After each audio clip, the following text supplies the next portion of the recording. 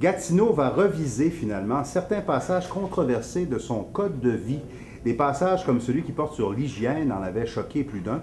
On en parle avec Charles-Étienne Maltais à l'Hôtel de Ville. Bonjour Charles-Étienne. Bonjour Daniel. Alors bon, pourquoi Gatineau a finalement choisi de reviser certains passages, de reculer finalement?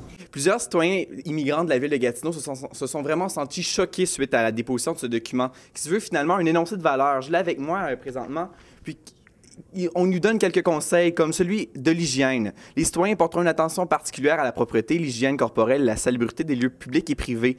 Ça a été un des plus controversés. Aussi, lui, portant sur les odeurs, dont le respect de la qualité de vie d'autrui fait également référence à des facteurs dérangeants comme le bruit et différentes odeurs perçues désagréables, comme la fumée de cigarette, les odeurs d'usine, de moteur, ainsi que les odeurs fortes émanant de la cuisson. D'autres thèmes ont été apportés, comme celui des pots de vin, de la banque alimentaire, des respects des convictions et de la ponctualité. Suite à cela, plusieurs organismes œuvrant auprès des itinérants de la région ont simplement arrêté de distribuer ce document.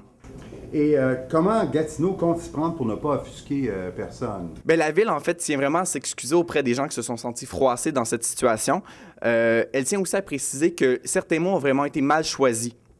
Elle tient aussi à dire qu'une rencontre sera tenue avec plusieurs organismes œuvrant dans le milieu pour s'assurer que la nouvelle version soit acceptable pour tous.